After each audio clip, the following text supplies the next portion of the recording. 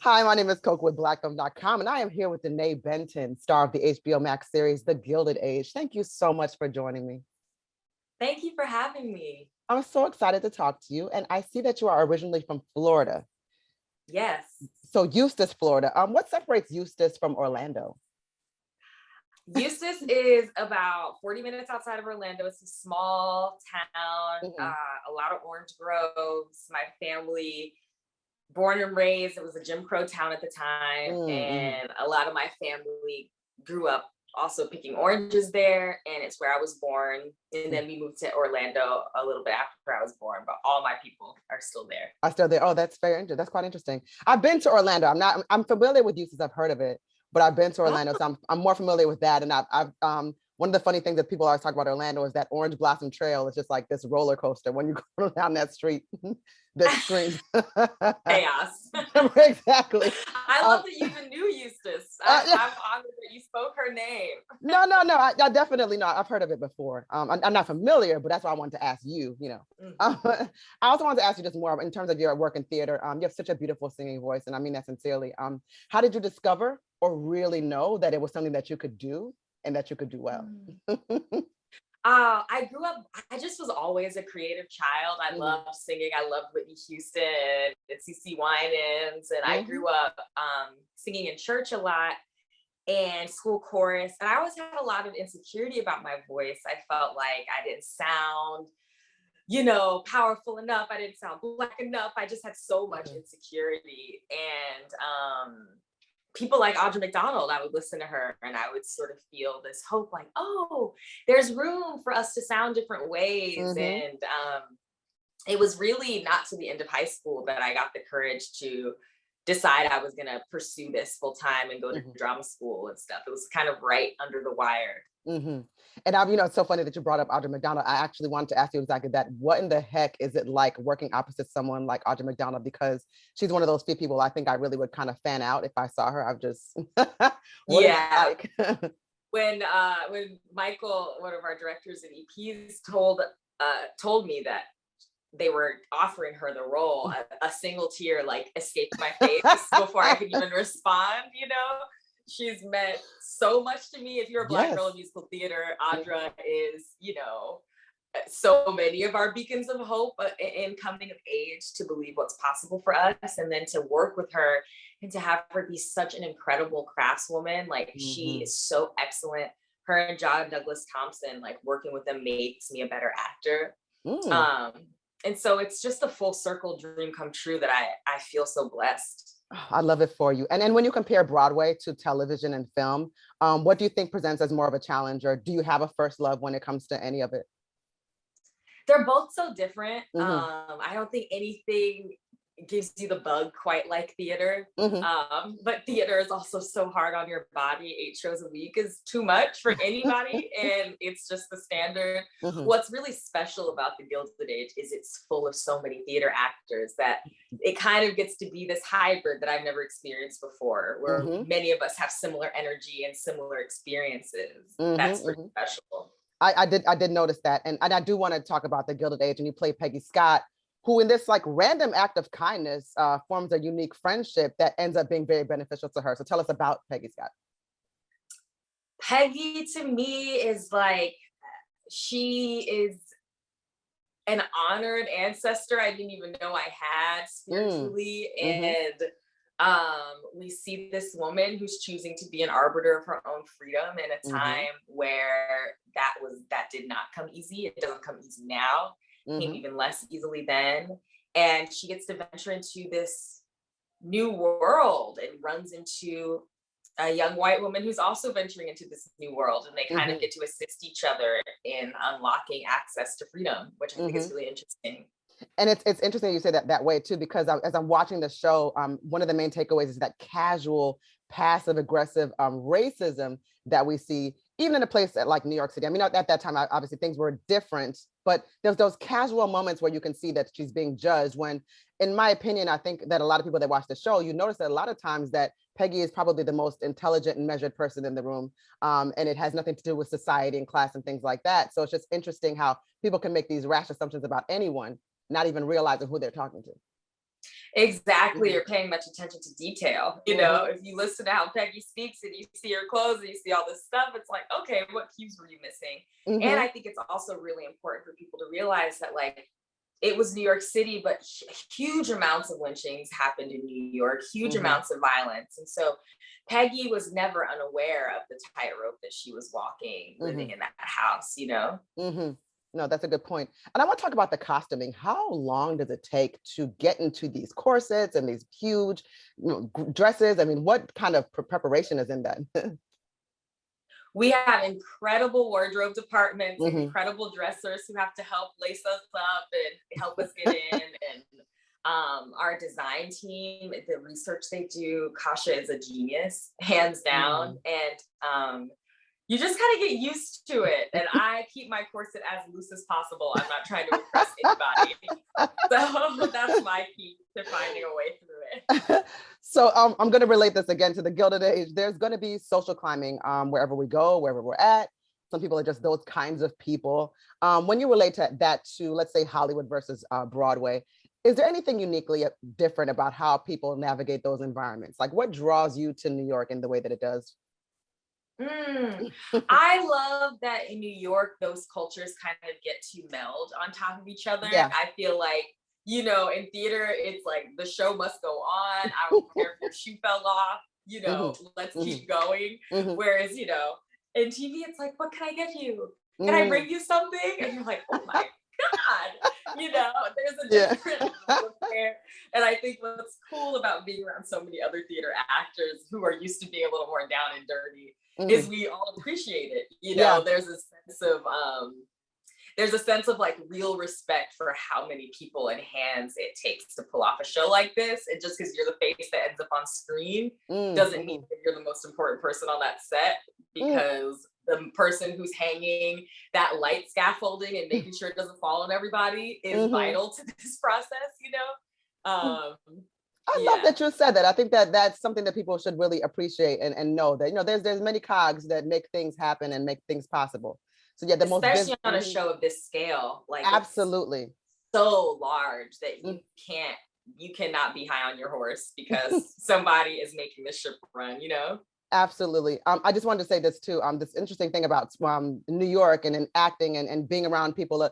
The interesting thing about New York that I will say that's a difference than LA is that sometimes, let's just say, like at your happy hour, it could be somebody like you, Denée. It could be like the person sitting next to me, but it's just such a humility to it where you don't even realize that your happy hour buddy is like on Broadway or something, or is an actor. Whereas I think LA people are more pronounced in that way. And that's not a bad thing. It's just something that I've noticed. So let me ask you this: when did you know, at least that you could say to yourself, you know, maybe not even necessarily loudly, but you're like, you know, I think I made it. I'm doing this. I'm here.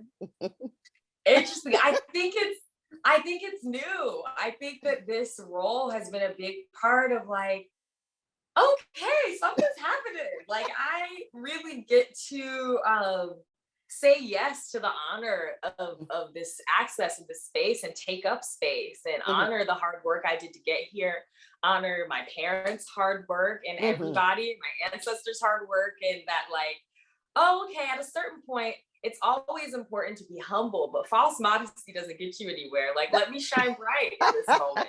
That's so true. People work for me to shine bright here, and I work for me to shine bright here. Absolutely. And so it's a special time to get to do that. And it's really just, you know, you realize, you know, whether or not you choose to be, I mean, you're really a role model, and little girls looking at you and saying, this is possible. This is something that I can aspire to do. This is a person that I can be like. So it's wonderful that you're given these roles. And I really want to, especially speaking again to the type of role that Peggy is she's not someone that's sticking in the background. She's educated.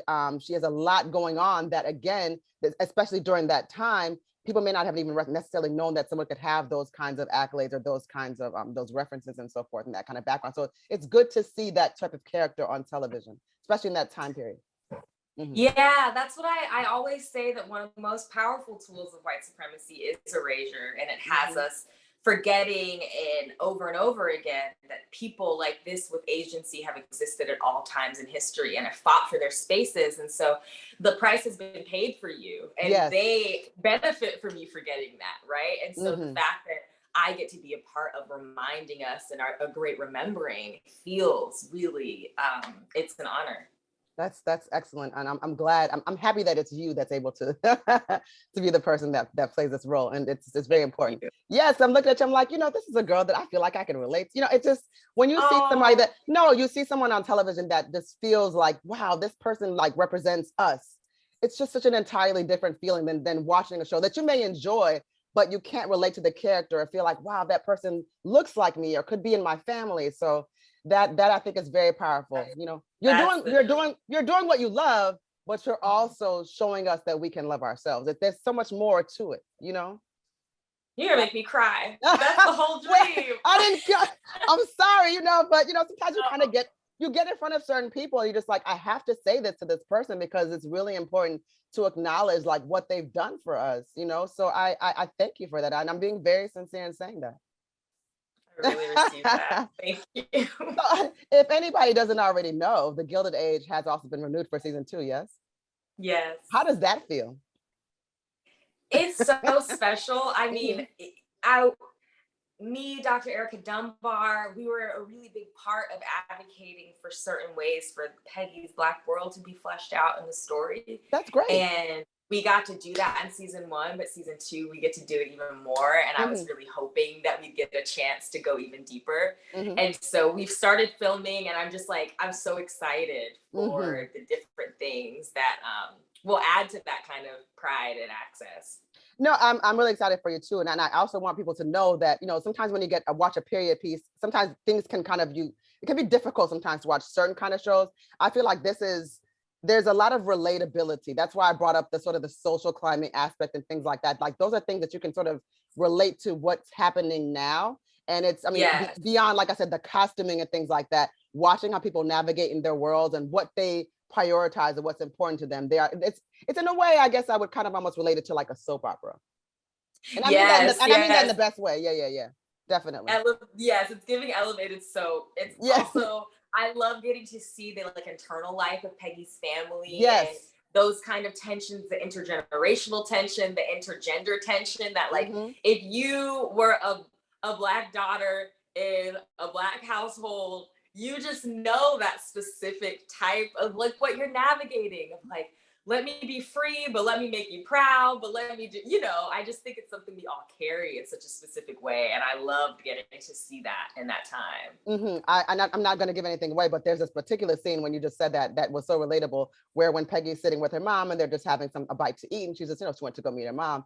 And her mom is like, well, you're still my daughter. I'm gonna give you some money because, like, I know you don't want it, but so she's my mom loved that scene too. Like, little girl, I know, big you bad, but take this money.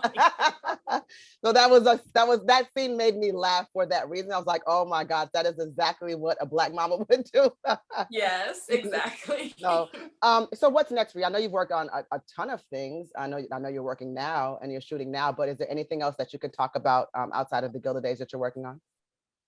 The Gilded Age has really been, it's been the thing. It's what I've been working on. I feel really open and excited for what opportunities will come my way. It feels like I've worked so hard in my 20s, focusing, trying to climb, and now I'm at this place where I'm like, oh, I'm really happy. Like, I'm like, yes, please, I want to work more. I want to keep auditioning, but there is a sense of a satisfaction that I have that I think in our culture, you're not really supposed to admit that. You're supposed to be like grinding. And like, I love the role I'm playing. Yes. I'm being really like, they're giving me the amazing resources to work this hard. It feels like things are aligned in a beautiful way. And I feel as excited about what's next as you might, And I want to ask you this too. So when you're acting and like you said, you're grinding so hard and you just, you're just constantly constantly on the move and just making sure that, you try to find that role that's best for you and you're auditioning. What's the difference when someone even just seeks you out and says, you know what, Denée, I got this role and I think you'd be perfect for that. Does that feel like there is a different kind of satisfaction knowing like, well, I didn't even have to audition for that. Like that came to me. It definitely feels like a flex when, for me, It hasn't happened on the film and TV scene yet, but I got to do Cinderella and Into the Woods at New York City Center here in New York, and it was one of my dream roles. And to just get a call that's like, "Hey, do you want to do this?" I was like, "Oh my god, yes!" And then you have the sort of fear spiral where you're like, "Oh my god, I didn't audition. Am I good enough to do this?" Do they think, And but it's special. I wouldn't mind that happening more. I know, right? But that's particularly special because didn't you credit Cinderella as being one of the first plays that you saw that really made you feel like this is something that you'd wanted to do? Yeah, seeing Brandy as Cinderella in the Brandy Whitney movie. And so to get to be her, to have my hair cut like this, to do it in one of my favorite musicals, it's like, I don't know, sometimes I feel like I must be one of God's favorite people because it's just the full circle. I love that for you. Of some of these dreams is really, it's astounding to me. I love that for you. And there is nothing to me more special and that's just so beautiful to witness than somebody that's just living their best life in the truest sense. Like they're just in their moment. It's a great thing. And they're getting what they want. They're getting what they need. I am just one of those people that just likes to I can just watch someone living their dream. And that's enough for me to soak in as, you know. Thank you. I wish I could hug you. I know. Virtual hug. No, I'm telling you, girl. I mean, I've seen other interviews you've done too, and you just carry this uplifting spirit, and you just have a way about you that I think that a lot of people are excited. I mean, I know that many people, of course, are familiar with you through theater, and of course, television. You have your significant roles here, and the Gilded Age, of course, is getting the kind of accolades that it is. But you're just one of those people that's just like, it's not necessarily who's next in the sense that you're accomplished, but people that are becoming introduced to you or reintroduced through film are going to be excited to see what you do in this space as well. So it's cool. Thank you. I really appreciate that. I truly love it for you. So again, my name is Koku with blackfilm.com, and I'm here with Denée Benton, star of the HBO Max series, The Gilded Age. It's streaming now, again, on HBO Max. You guys are going to love it. There is a season 2. She's filming that. She is working. You don't got to do no part-time jobs no more. Listen, deja vu. Peggy's doing a day job though, so we're on it. You know what? That's right. But you are working in a job that you like, the dream. You're living the dream, So that is, who can ask for anything better than that? Exactly. Thank you for your time, Denée. I really appreciate talking today. Very inspirational person. Thank you. Take care. Thank you. If you want to see more content like this on blackfilm.com, make sure you like, subscribe, and ring that bell.